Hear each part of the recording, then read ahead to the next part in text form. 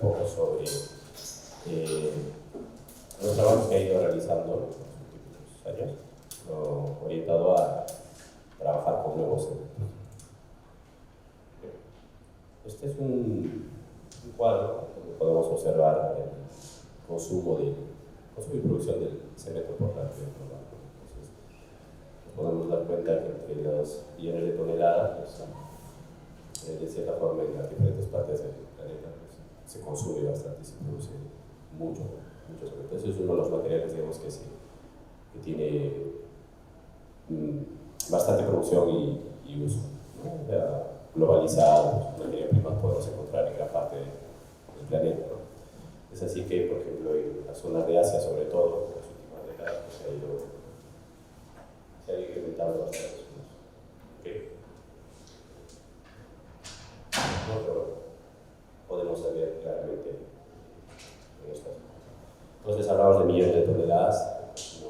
Y fabricación al año, ¿no? En este cuadro, de la misma forma, podemos ver el reflejo, ¿no?, de la zona del país de Chile, el consumo y fabricación de este material. Y esto asociado sobre todo a las emisiones de CO2, ligado sobre todo a su fabricación. La industria es una industria bastante pesada y para fabricar pues, usa muchísima energía. Y en realidad, este material que es relativamente, digamos, nuevo, ¿no?, pero sus antecesores pues, tienen muchos años de fabricación y tenemos hoy muestras de estos materiales a la actualidad.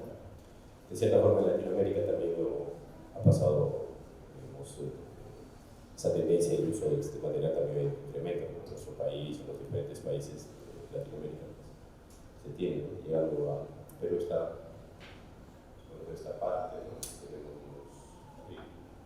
los millones de toneladas de fabricación al año, un total de 277 millones de toneladas al año. Entonces es un material, como vemos, de bastante uso y eso lo podemos ver el reflejo en nuestras ciudades, ¿no? Gran parte de lo que tenemos construido es sobre todo tecnología ligada al cemento por. Entonces, acá hay unas proyecciones de diferentes empresas que fabrican cemento, ¿no?, con relaciones al año 50, ¿no?, entre su fabricación, incluso las proyecciones hacia a nivel de la población, ¿no? Entonces nos damos cuenta que esta tendencia de uso del material va a ir en incremento, ¿no?, sobre todo por una cuestión de costos también, de la facilidad del uso del material, de lo práctico que puede ser y de las prestaciones que nos da, ¿no? Solamente ver nuestro edificio, ¿no?, entonces es concreto en sí, ¿no?, y en gran parte de nuestra universidad y en nuestra ciudad. Entonces es un material bastante accesible también. Pero incluso, ¿no?, viendo en la composición de un hormigón o de un mortero, nos damos cuenta que el cemento en sí es un porcentaje pequeño, ¿no? Es un 11% más o menos del total del material, o sea, de lo que nosotros vemos a nuestro alrededor, entre el acero, el árido, ¿no?, el agua y tal, los diferentes aditivos, lo que puede hacer el mayor porcentaje, digo, el menor porcentaje en realidad es, uno de los menores porcentajes es cemento, ¿no?, pero en su proceso de fabricación es donde genera este proceso de contaminación bastante fuerte, ¿no? Entonces, claro, la fabricación de cemento tiene esta huella de carbono dentro de su proceso de fabricación, el cual se va reflejando aproximadamente entre una tonelada de clinker, ¿no?, de fabricación en sí a 1,2 o 0,8, ¿no? Podríamos decir que es de 1 a 1, ¿no?, de emisiones de CO2. Entonces, viendo la cantidad de material que se fabrica, pues tenemos mucha contaminación en base a este material, ¿no? Pero, como les decía, esto no es exactamente que viene solamente de ahora, ¿no? Si nosotros vamos un poco más atrás, al hablar de algunos materiales, unos conglomerantes de características similares, nos damos cuenta que los romanos ya utilizaban este material, bueno, un material similar, ¿no?, en base a cal, sobre todo, y pasaba por un proceso de calcinación a menores temperaturas y es en donde ellos empezaron a utilizar. Y claro, en esos procesos de calcinación es donde se emiten los procesos de contaminación también, ¿no? rocas calizas, calcinadas, a 900 grados de temperatura, las emisiones que se iba dando, pero podemos ver hasta ahora estos materiales, ¿no? Son antecedentes, ¿no? Son conglomerantes usados digamos, por culturas antecesores, ¿no? Acá tenemos el Panteón de Agripa de un diámetro de cúpula de 43 metros, y es sobre todo un conglomerante similar, ¿no? Años después encontraron, ¿no?, que las puzolanas, estos materiales que tienen el origen, ¿no?, de la zona de Pozoli, donde está el volcán Vesubio, donde pudieron ver que las cenizas de este volcán, mezcladas con la cal, pues podía dar prestaciones interesantes a este material, ¿no? Y es lo que sucede en la actualidad. Nosotros tenemos prácticamente todos los cementos que tenemos tienen adiciones puzolánicas, ¿no?, de diferentes orígenes. Entonces, claro, era interesante ver cómo esta cal, ¿no?, este conglomerante con estas cenizas, pues le daba un proceso de reactividad y podían construir y tener, digamos, este proceso incluso de fraguado, ¿no?, en condiciones dentro del agua, ¿no? Bastante interesante. Entonces, igual siguieron trabajando, ¿no?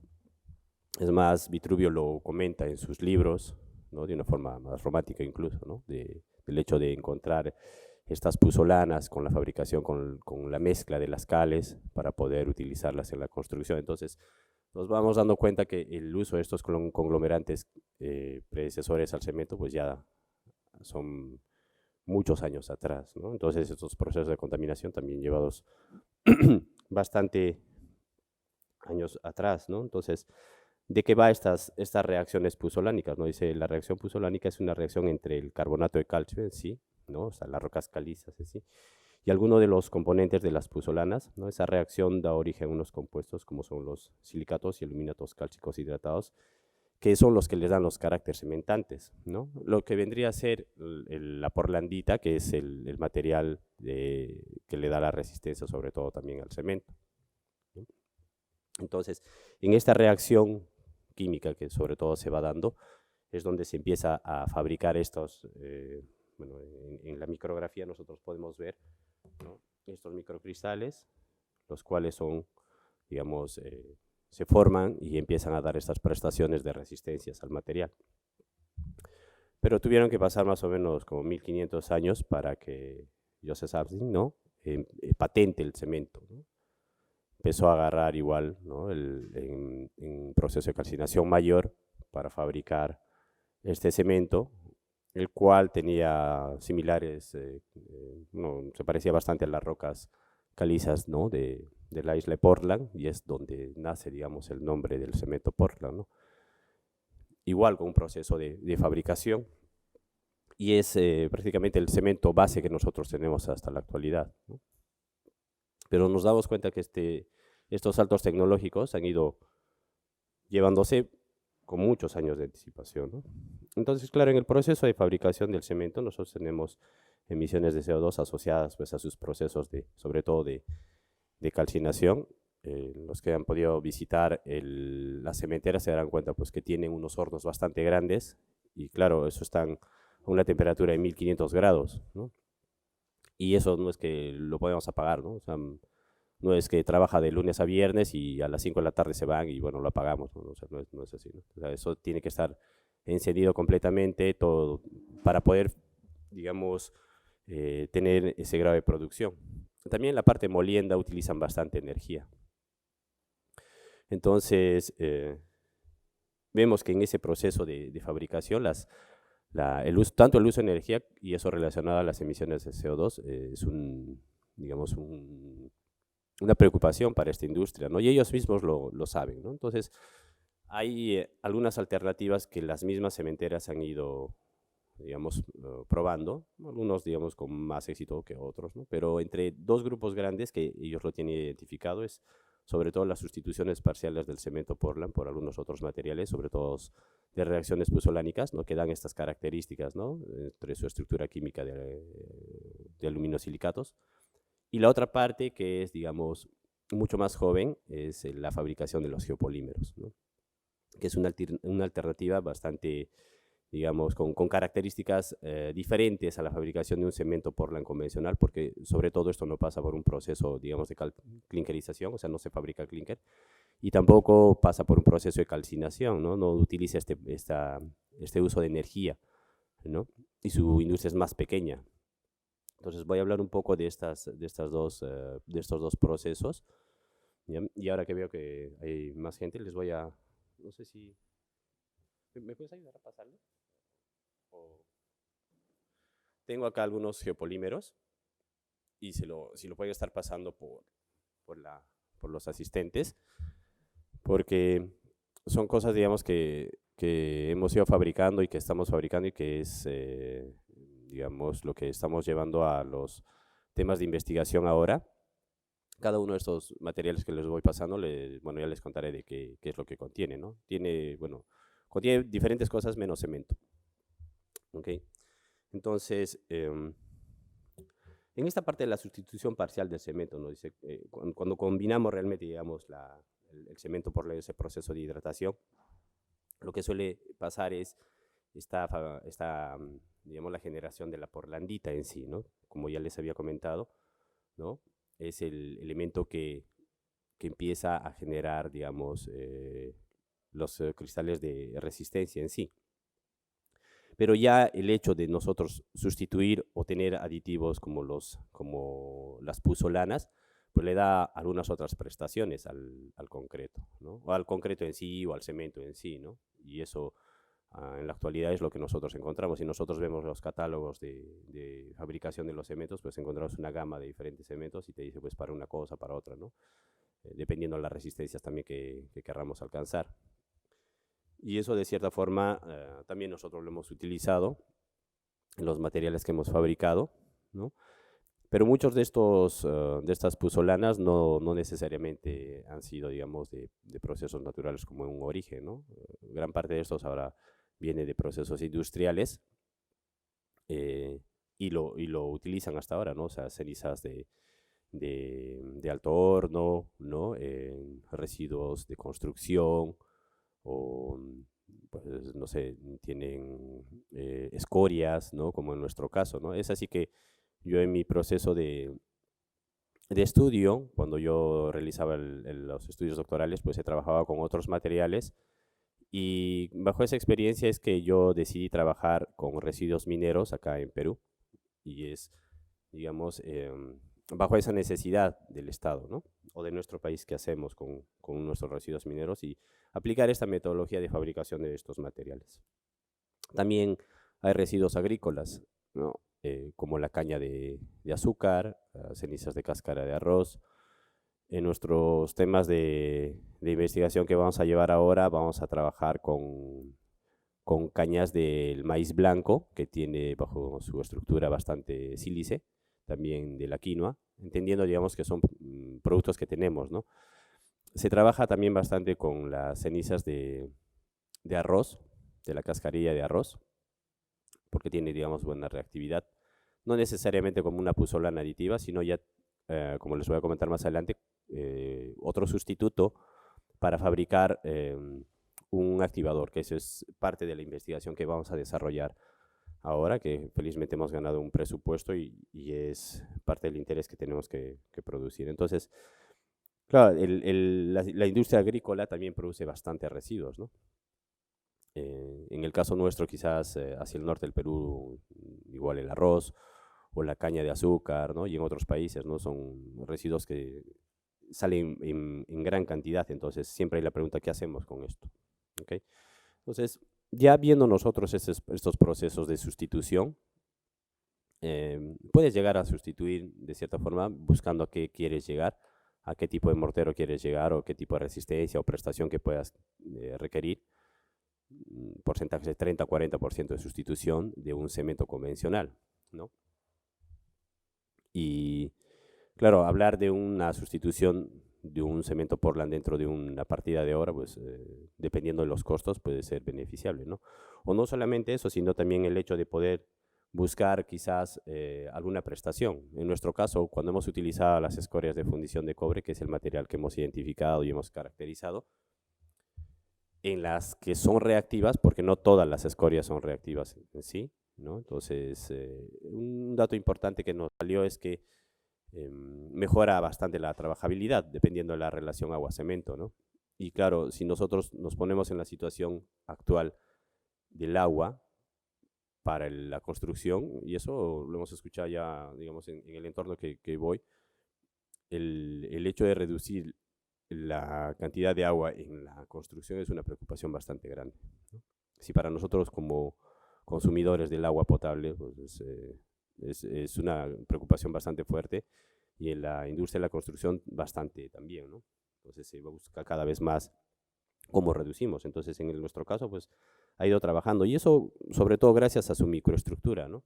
Nosotros muchas veces vemos el material ya, ¿qué les digo, no? En una etapa, ¿no? Un proceso de fabricación, pero si nos vamos más atrás, es bastante importante la microestructura del material, ¿no? Es conocer el material, de acuerdo a eso, cómo nosotros podemos darle algún cierto grado de aplicación, para qué va a ir, cómo lo podemos trabajar, ¿no? Y eso va muy relacionado a nosotros, sobre todo como arquitectos, el conocer el material. Hay veces nosotros proyectamos y queremos hacer algo, no sé, en tierra, en piedra o en concreto, pero, o algún material similar, pero no conocemos muy bien su microestructura y no sabemos cómo podríamos optimizarlo para mil cosas, ¿no? Entonces, vamos viendo también nosotros esas características, ¿no? Acá hay un cuadro, ¿no? Ya normado, de una cantidad de cementos de diferentes características, ¿no? Diferentes adiciones puzolánicas entre, no sé, vemos hornos, bueno, humo de sílice, ¿no? Escorias de alto horno, o, bueno, algunos otros puzolanas, pero en diferentes dosificaciones y para diferentes prestaciones, ¿no? Que ya las empresas lo utilizan, ya está normado, ¿no? En diferentes países, quizás en nuestro país algunos sí, otros no, pues, ¿no? Pero se tiene ya normalizado, ¿no? Entonces es usual. Cuando nosotros hemos trabajado con la escoria de fundición de cobre en estos procesos de sustitución, ¿no? Acá vemos más o menos un cuadro donde podemos ver entre dos sustituciones X, ¿no? Entre un 15 y un 45%, porque en el fondo hemos trabajado 15, 25 y 45% de sustitución de un cemento convencional a la escoria que hemos usado, entendiendo que esta escoria ya es reactiva, ¿no? O sea, ya habíamos pasado por un proceso de caracterización y sabíamos más o menos que sí podía funcionar, porque algunas otras escorias pues no tienen esa reactividad, pero pasa mucho por el origen, ¿no? Es decir, depende del proceso de fabricación, por ejemplo, el cobre, del ánodo de cobre, o sea, el metal en sí, que haya utilizado, pues va a salir una escoria de diferentes características, ¿no? Y depende mucho de los años de fabricación y tal. Entonces, entendiendo que esta escoria que hemos trabajado tenía una grave reactividad, pues lo hemos utilizado en sustituciones, digamos, para hacer un proceso más convencional.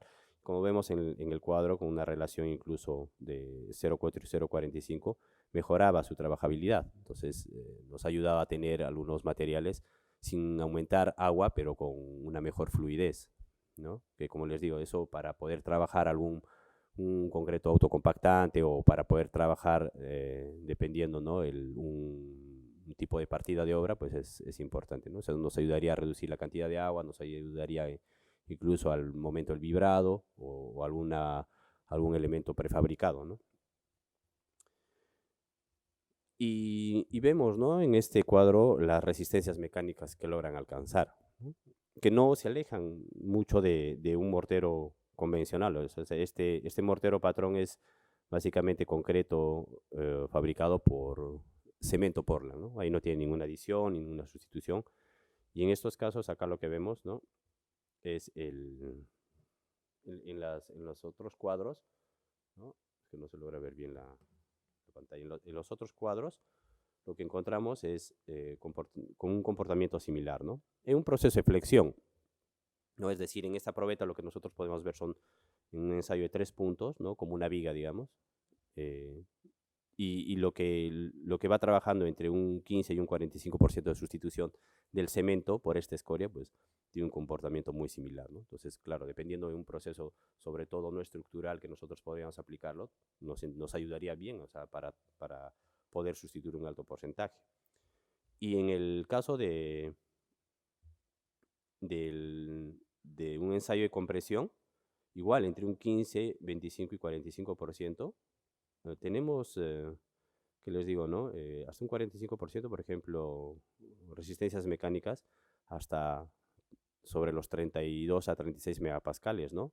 Ya no así en un 25 o 20%, que incluso llegaba muchas veces a superar a un mortero control, o sea, 100% cemento Portland.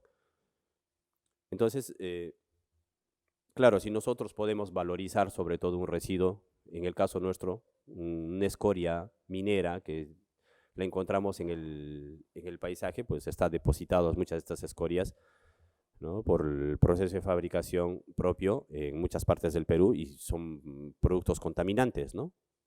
Entonces, valorizar estos materiales pues, nos da una nueva alternativa y una metodología a poder aplicar quizás a otros residuos de las mismas características, ¿no? Y sobre todo, digamos, si nosotros podemos orientarlo esto a elementos no estructurales, que es lo que nosotros trabajamos, bastante bien, porque un elemento de albañilería estamos hablando de 8 a 10 megapascales. Acá, tranquilamente, sustituyendo hasta un 45%, estamos llegando a 32 megapascales, o sea, vamos de sobra, ¿no? Y eso nos dice que podemos sustituir un poco más incluso, ¿no? Claro, no nos vamos a pasar del 50, porque si no ya no sería sustitución de esto, ¿no? Y trabajando eso, pues hemos hecho algunas tesis, ¿no? Esto, por ejemplo, son adoquines de suelo, ¿no? De tránsito medio. Y llegaban bastante bien, muy al margen, digamos, de la forma que lo hemos generado, ¿no? Con el tesista. Y trabajaban bastante bien porque llegaban a resistencias mecánicas superiores a los de mercado, ¿no? Bastante interesante. Y estos, por ejemplo, son bloques convencionales, ¿no? Esto tiene algunas adiciones de fibras de neumático, que lo que ayuda a ver a trabajar a tracción, ¿no? Pero también con sustituciones, diferentes porcentajes de escoria. Entonces, buscar su aplicación y, digamos, el hecho de que pueda funcionar, pues, hemos alcanzado en algunos productos, ¿no? Volviendo al hecho del por qué yo utilizo, digamos, en este caso la escoria de fundición de cobre, es porque para nuestro país es el segundo productor de cobre a nivel mundial, ¿no? Bueno, estamos ya casi cerca con otros países africanos, pero vemos en el cuadro, por ejemplo, el incremento en miles de toneladas de cobre, ¿no?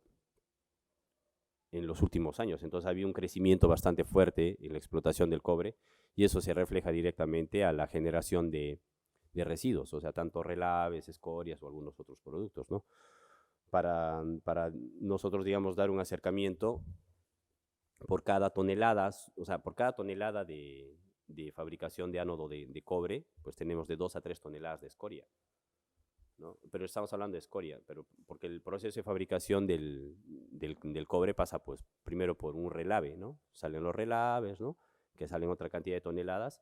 Si a eso le sumamos las otras toneladas que sale de fabricación de la fundición, porque la escoria es el proceso ya de fundición. O sea, para sacar el cobre tú haces un proceso, digamos, de decantación, sale el relave, ¿no? Ese relave, ¿no? El que sale pasa por un proceso, no el relave, ¿no? Sino el producto que sale del proceso de relave, sale otro material, que ese es el que se pasa por el proceso de fundición. Del proceso de fundición sale recién el ánodo de cobre, y toda esa escoria es la que queda, ¿no? de residuo. Entonces, imagínense la cantidad por las décadas que llevamos nosotros fabricando cobre, que tenemos depositados, ¿no? Si nosotros vamos por algunas zonas en el sur del país, ¿no? Por Moquegua, o nos vamos por el centro del Perú, digamos, hay en el paisaje depositados, parecen unas rocas negras, pero son escorias, ¿no? Entonces, claro, cerca de donde está sentado, ¿no? Son procesos de contaminación que se generan, ¿no? Ya hablando del geopolímero, o sea, de la otra alternativa, nos dice fabricación, o sea, el geopolímero en sí nos dice fabricación de cementos de activación alcalina, que también es su otro nombre conocido en la bibliografía, que es un nuevo tipo de reacción química donde se pretende generar conglomerantes y por lo tanto hormigones que sean más sostenibles. Para ello se necesita estudiar también sus emisiones asociadas, ¿no? Claro, nosotros utilizamos en este caso una materia prima, que es estas puzolanas, ¿no? Con una estructura química similares, ¿no? De también óxidos de aluminio, óxidos de sílice, ¿no? Hierro en diferentes porcentajes dependiendo del origen. Y eso va, digamos, mezclado un proceso muy similar a la hidratación, es decir, juntar agua con el cemento. En este caso juntas tú la materia, la puzzolana reactiva en sí, o sea, la escoria de fundición de cobre, con una disolución alcalina, ¿no? Que es sobre todo químicos, ¿no? Es una parte, digamos, débil del geopolímero, porque tú utilizas químicos puros en sí, ¿no? Hidróxidos de sodio, silicato sódico, carbonatos, ¿no? Bueno, diferentes químicos puros, ¿no? Eso en una disolución en agua o agua desionizada, y eso lo mezclas, ¿no? Ya en el mundo hay algunas empresas que fabrican, ¿no? Pero claro, ellos tienen su propia, ¿qué te digo, no? Su propia receta, ¿no? Ellos lo han, digamos, estudiado de tal forma que han logrado fabricar geopolímeros de diferentes bases, ¿no? En el caso nuestro, claro, trabajamos con escorias. Ahora estamos trabajando con FCC, que es otro residuo de la industria del petróleo, en el proceso de refinado o sea, fabricar, digamos, la gasolina, pasar del petróleo a la gasolina, también quedan otros residuos. Y en nuestro interés de investigación vamos a trabajar también con residuos de cerámicos, ¿no? Las escorias y el FCC, que es material que tenemos, ¿no? Algunos elementos que ustedes tienen en la mano son esas, ¿no? Que tiene escoria de fundición de cobre, tiene FCC, que es el carácter catalítico del petróleo, tiene ceniza de cáscara de arroz, ¿no? O sea, no tiene nada de cemento, todos esos productos, ¿no? Si se pueden tocar, digamos, son elementos duros, ¿no? Y sus prestaciones son muy similares a un concreto convencional. Claro, hay bastante por estudiar, ¿no?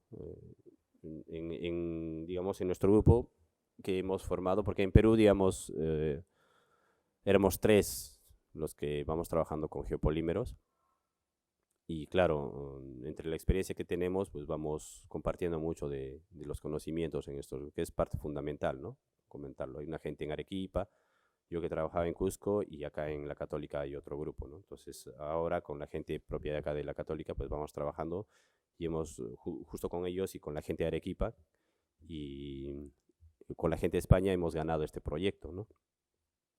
Entonces, claro, una cosa importante en el hecho de trabajar los geopolímeros es que sus emisiones relacionadas al CO2, sí desearlo, luego me lo das. Entonces, es que usan muchísimo menos energía, porque claro, no utiliza los hornos, ¿no? Lo que haces es valorizar ya un proceso industrial que, bueno, ha podido ser, digamos, de otro origen, y ha podido utilizar otro tipo de energía, pero en este caso son residuos industriales o residuos de otros orígenes que nosotros estamos valorizando, y tiene esas características, sobre todo su estructura química, ¿no? Entonces, lo que nos dice sobre este material, ¿no? Que es fuente de aluminosilicatos, como un cemento convencional también, ¿no? Que veíamos, ¿no? Que tiene óxidos de aluminio, óxidos de sílice, hierro y tal. En este caso tiene estos aluminosilicatos que en este medio alcalino es donde se disuelve y empieza a formar también estos aluminios y sílices, ¿no? Que es el que da, bajo su microestructura, digamos, las resistencias mecánicas al material, ¿no? En este mapa lo que nosotros podemos ver es, en sus orígenes, estamos hablando más o menos, ¿no? Del 1988, donde en el primer congreso de geopolímeros que se dio, pues eran poquísimos los que había grupos, ¿no? Que trabajaban. El 2018, pues acá yo ya le he incluido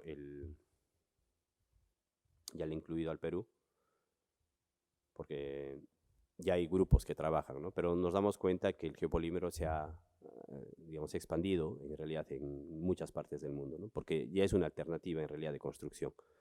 En otros países ya los fabrican, ya construyen con esto, ¿no? Y ese es nuestro interés como grupo. O sea, nuestro interés va a pasar ahora a fabricar, digamos, a dar este salto tecnológico y empezar a dar alternativas de productos para construir, ¿no? Acá. Con este interés ¿qué les digo, no? De un proceso de innovación de la tecnología, dar alternativas y aplicar una metodología para los residuos industriales, sobre todo mineros, que tenemos aquí en el país, ¿no? Entonces, tiene un proceso, ¿no? De una metodología como para poder utilizar esos materiales, ¿no? Sobre todo, como gran parte de los materiales de construcción pasan por un proceso, digamos, de mezcla, es bastante importante la granulometría, o sea, el tamaño de la partícula, el cual, digamos, entra en un proceso de reacción, ¿no? ¿Por qué? Porque la superficie específica del material, ¿no? Tal igual que en un cemento, un yeso, la cal, ¿no? Que son materiales muy similares, el tamaño de la partícula, cuando entra un proceso de hidratación como el cemento, esa superficie, cuanto más, digamos, entra en reacción, se garantiza su reactividad, ¿no? Entonces, cuanto más pequeño es la partícula, realmente va a reaccionar, ¿no? Si fuese partículas grandes, digamos, reaccionaría solo por fuera y por dentro sería inerte. Entonces no trabajaría como tal, como un cemento. Si la partícula fuese más grande, el interior no reaccionaría y pasaría a ser parte más, digamos, de un árido, ¿no? Por eso es importante en estos procesos de fabricación el tamaño de partícula, ¿no? En nuestro caso es similar. Entonces, claro, pasamos a hacer unos ensayos de granulometrías, ¿no? Diferentes equipos, el cual nos indica en tiempos de molienda para poder fabricar y alcanzar, ¿no? Más o menos una media de 20 micras, ¿no? Que es bastante reactivo, ¿no? Más o menos, digamos, pero en los procesos de molienda nosotros lo que buscamos es alcanzar este tamaño de partícula. Y acá vemos algunas imágenes donde nos muestran las granulometrías, ¿no? Este es más o menos una media de 17.97, que este es de la escoria de fundición de cobre, este viene a ser del cracking catalítico del petróleo, que es el FCC, y este viene a ser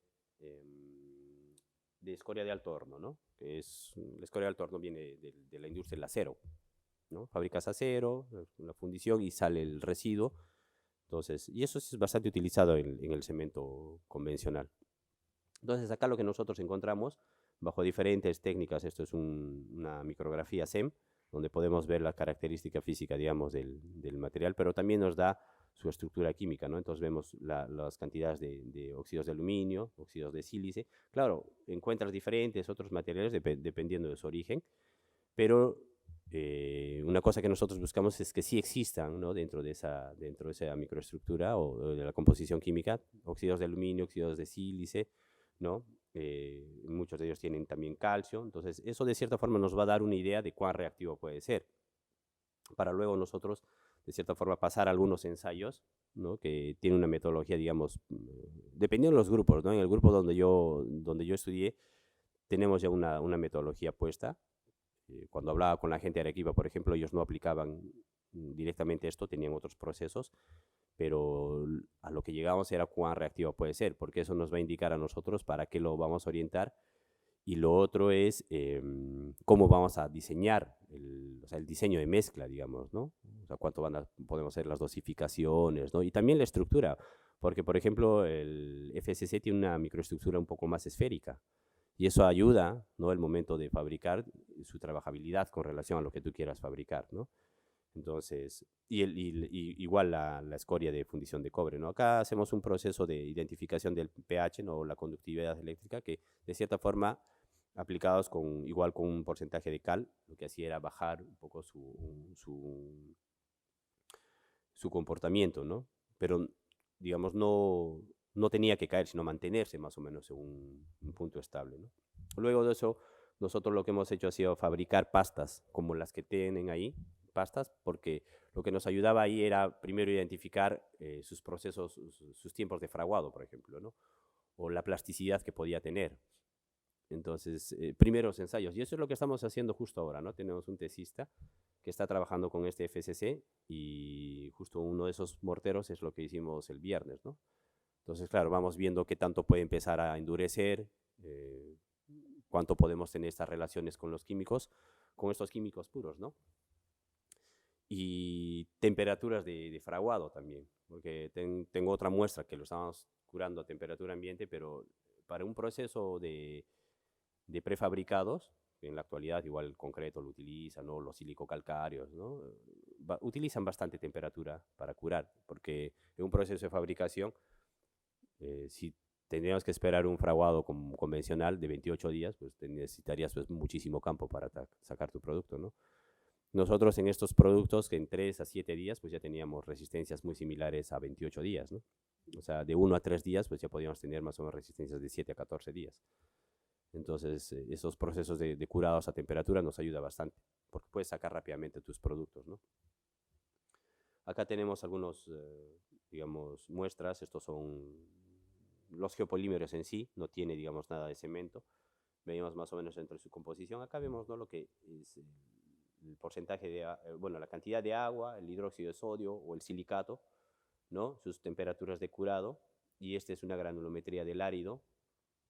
Son procesos normados. Lo que nosotros nos pegamos es, para nosotros el elemento de comparación es el cemento, ¿no?, o un mortero de cemento convencional.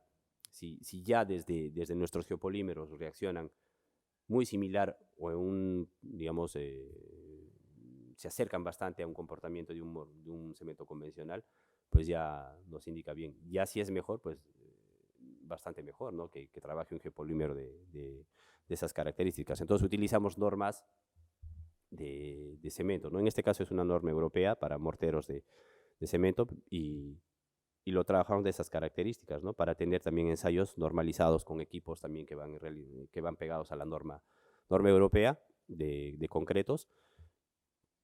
En este cuadro lo que nosotros podemos ver, por ejemplo, bueno, entre los ensayos a flexión, son procesos de curado de 1 a 7 días en temperaturas de 65 grados, pero vemos, ¿no?, sus resistencias finales, ¿no? Estamos hablando en 3 días tenemos 50 megapascales, ¿no? Si nosotros regresamos a un mortero de cemento, y llegamos más o menos a 40 y tantos, ¿no? O acá 48 megapascales, ¿no?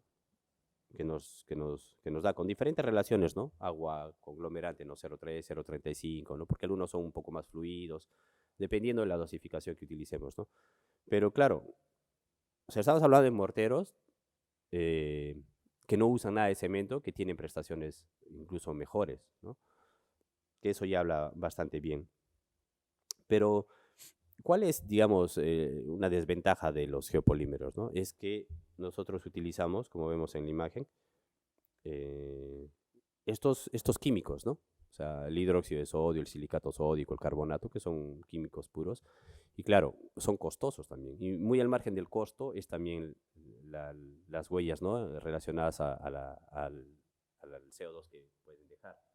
Entonces, claro, puedes tener un buen producto, pero si tiene todavía esas deficiencias, no termina de dar el salto a la competencia directa del cemento, ¿no?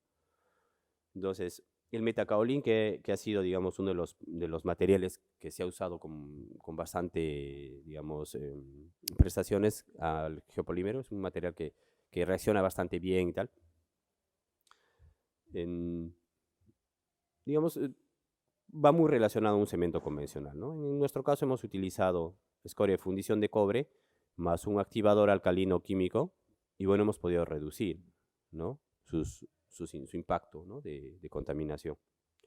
Pero ya a nivel global, lo que busca, ¿no?, los grupos y los que ya fabrican en realidad, lo que han hecho es fabricar su propio activador.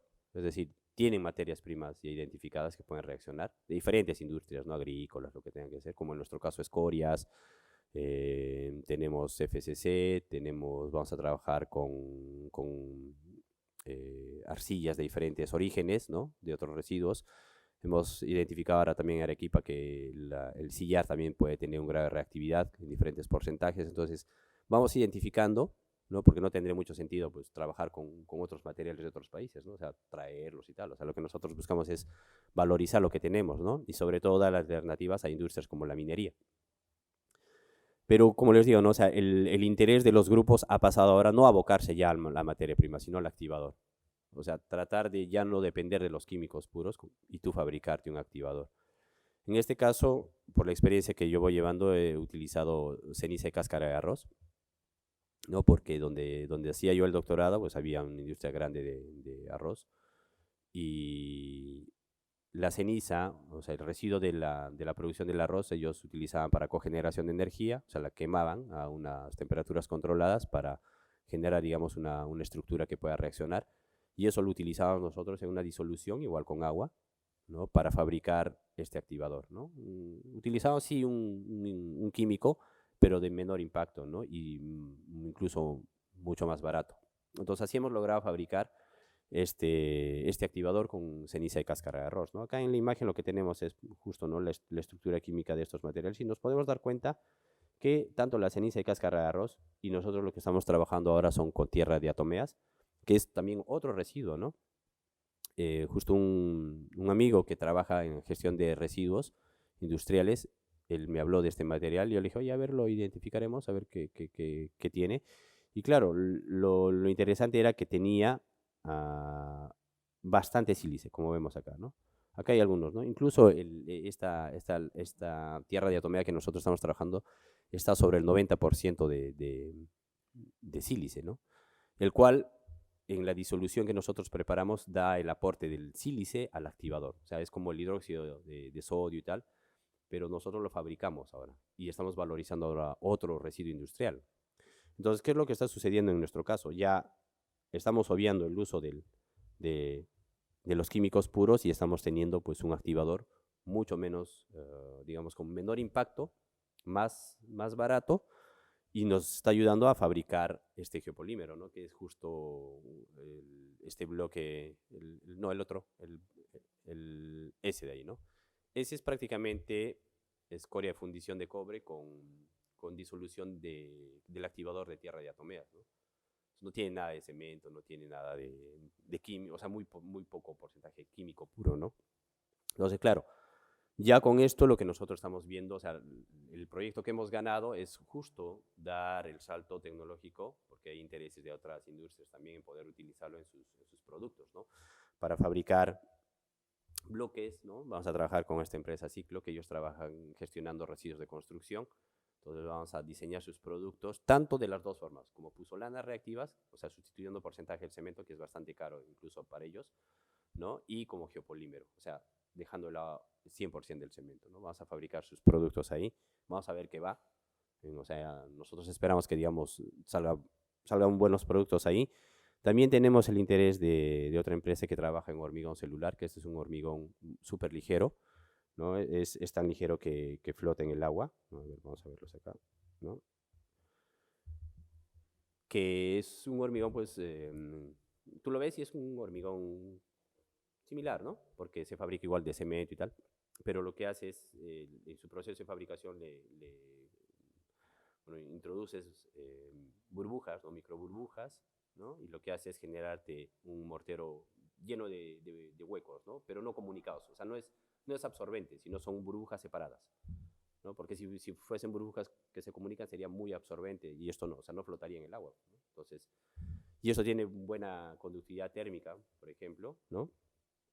Y claro, en este caso no buscamos un elemento resistente porque su resistencia mecánica es 2 megapascales, 1 a 2 megapascales, ¿no? Si vemos los resultados anteriores de los otros morteros, llegamos hasta casi 50 megapascales de resistencia. Entonces, por eso es importante entender el material, ¿no? A nosotros como arquitectos es bastante importante qué tenemos de material, qué queremos hacer con ese material, ¿no? Y estamos fabricando un concreto, pero este concreto no es estructural, pero tiene otras características de las cuales la podemos llevar a un proceso de construcción. Entonces, claro, diseñamos con eso, ¿no? O sea, el proceso a nosotros como arquitectos diseñar, proyectar, debe ir muy ligado a entender el material, no desconectarnos, ¿eh? Y claro, si no nos encontramos con un bonito render, que yo siempre lo digo, ¿no? Es el bonito render ahí, qué bacán, pero nos damos cuenta que hasta en la realidad construimos elementos pues, que no son nada habitables, ¿no? Por el desconocimiento fuerte del material. Y el tesista que tenemos ahora, él está abocado a fabricar, junto con el grupo que trabajan en impresión 3D de concretos, pues él va a utilizar el geopolímero para impresión 3D, ¿no? Entonces nosotros lo que vamos a buscar entre esta relación ingeniería-arquitectura es elementos, ¿no? Mobiliario urbano, elementos más pequeños para poder imprimir con el geopolímero y dar alternativas, digamos, dentro de la construcción, ¿no? Ahí se ve, ¿no? Más o menos. Estas son imágenes del grupo de acá de ingeniería, ¿no? Y bueno, tenemos prácticamente una impresora grande, ¿no?, en el campo de ingeniería. Entonces, es utilizar toda esa tecnología que ellos ya lo tienen identificado para fabricar nosotros nuestros geopolímeros y utilizarlo en la impresión, que en realidad, digamos, pocos grupos a nivel global, ¿no?, a nivel mundial, están utilizando, ¿no? Ya han impreso casas con geopolímeros, entonces para nosotros es su interés, ¿no? Claro, tenemos ventajas, desventajas, ¿no? Nos dice, se puede decir desde el punto de vista de la sostenibilidad que existen ciertas ventajas, ¿no? Con la tecnología de la activación, como puede ser, sobre todo son menores emisiones de CO2, y hemos visto esto no pasa por un cemento convencional, donde su industria es súper pesada y no utiliza mucha energía, ¿no? Estamos prácticamente valorizando, utilizando un activador cada vez más, menos contaminante, ¿no? ¿Qué nos dice, no? Apropiadas prestaciones mecánicas y conglomerantes de elevada durabilidad. Claro, a los nuestros nos falta hacer ensayos de durabilidad, pero ya vamos a incorporar a otro tesista para hacer ensayos de durabilidad. Durabilidad, o sea, vamos a probar nuestro material, incluso en entornos similares, por ejemplo, en la costa, ¿no? Salitres y tal, que es una necesidad, ¿no? Nosotros siempre nos abocamos a nuestro entorno cercano, que estamos fabricando para nuestra sociedad, ¿no? Para dar respuesta a estas necesidades. Desventajas del procedimiento de fabricación, ¿no? Y aplicación, que claro, fabricar el activador pues va a tener que, a nosotros nos está costando pasar por no solamente fabricar el geopolímero, o sea, eso yo ya lo he hecho a nivel, digamos, de laboratorio, pero ahora estamos diseñando la cámara de curado, por ejemplo, ¿no? Estamos diseñando el reactor para poder fabricar no solamente, digamos, 500 mililitros, sino 50 litros, ¿no? Porque en un proceso de escalamiento es eso, ¿no? O sea, no vamos a fabricar de poquito, tenemos que fabricar en cantidad, ¿no? Y cosas así, ¿no? Puede ser más apropiado para materiales prefabricados, que en nuestro interés estamos viendo elementos no estructurales, ¿no? Y ahora con la unión, digamos, con la gente de ingeniería, seguramente vamos a trabajar la incorporación de aceros, elementos más estructurales, ¿no? Que es otra parte más que nos interesa, ¿no? Y claro, va a llevar a saber cómo se va comportando a tiempos largos, ¿no? Por las experiencias de otros materiales, pues hay algunos que sí ganan mejor resistencia, algunos quizás han caído, pero eso nos va a ayudar en el tiempo a terminar de conocer. Claro, hay procesos que tú puedes acelerar, ¿no? Pero siempre puede variar alguna cosa, ¿no? Sobre todo de ese lado. Eso es todo. Muchas gracias.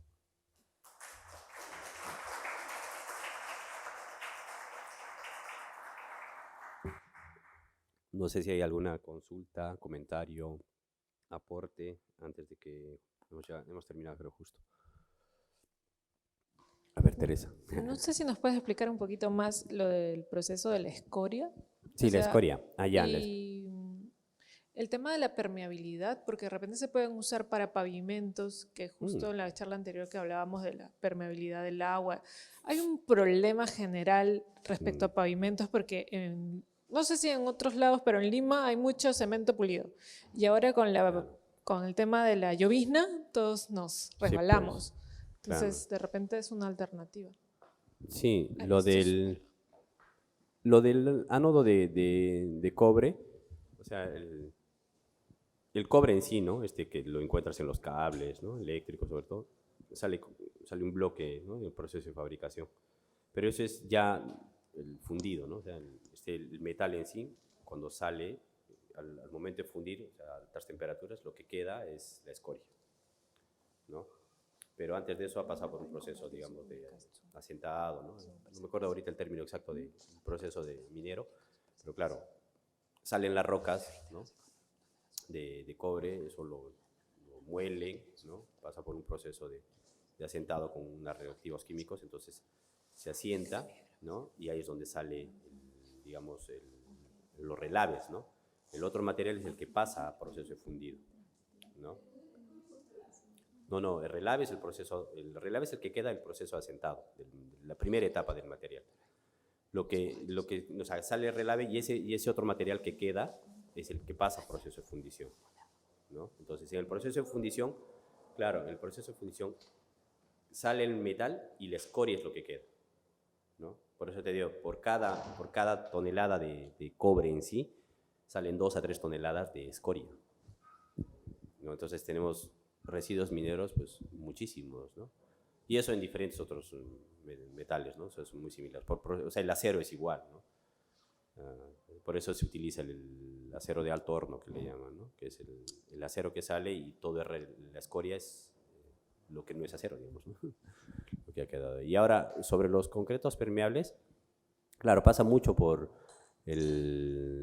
es lo que hablamos, ¿no? ¿Qué es lo que queremos fabricar? Entonces pasa por estudiar las granulometrías, las dosificaciones, ¿no? Es como el concreto el hormigón celular. Acá lo que se utiliza es prácticamente arena fina, bastante fina, ¿no? O sea, su granulometría es sobre todo arenas finas, ¿no? Y las relaciones agua-cemento son bastante altas también, ¿no? Entonces pasa por... Y claro, procesos de vibrado incluso no lleva, ¿no? Entonces para un concreto permeable de esas características es así. Hay un, hay un interés de trabajar concretos permeables utilizando sillar, ¿no? Con geopolímeros, ¿no? Pero sí, de cierta forma es lo que les digo, ¿no? Es conocer el material. ¿Qué puedo hacer yo con eso? Pero conociéndolo, ¿no? En sus procesos tanto de caracterización, su microestructura, o sea, química y físicamente, ¿no? Entonces, es interesante, ¿no? Cómo puedes diseñar un nuevo material de ese lado, ¿no? Sí. Más consultas jóvenes, no tan jóvenes. Hola. Darwin. Mi consulta también es sobre el cobre. O sea, entiendo que del proceso productivo minero del cobre, ¿no? Como no se puede recuperar el 100%, entonces eso que sobra, la escoria, ¿no? Se convierte en este concreto. Quería preguntar si cambia también de aspecto con, digamos, el óxido, ¿no? Sí, o sea, de normal, digamos, dependiendo el tipo de activador incluso, ¿no? Yo utilicé, por ejemplo, anteriormente cenizas de arroz que eran más negras y el geopolímero me salía oscuro, ¿no? Pero es interesante porque, digamos, hay una empresa que se llama Renca, que tiene una gama de geopolímeros y tiene unos medios rojos, otros más blancos, otros más negros, ¿no? Pero interesante porque te da esa prestación, ¿no? De para qué lo puedo utilizar, ¿no? Como nuestros edificios del que tenemos, ¿no? La biblioteca es un tono más rojo, pero es propio del tono del cemento, ¿no? Y claro, es sobre todo el origen, ¿no? El FCC es más blanco, ¿no? El negro que tienes ahí, ¿no? El otro, ese es ceniza de cáscara de arroz, ¿no? Entonces, no es así como un cemento estándar, ¿no? O sea, este color medio grisáceo, ¿no? Entonces, puedes tener otras alternativas también, ¿no? Y claro, dependiendo a qué quieres utilizar, pues puedes tener más oscuros, más claros, ¿no? Eso es interesante de ese lado. Sí, ya está. Bueno, les agradezco mucho la presencia, ¿no? Y pues están invitados aquellos que quieran conocer más el trabajo.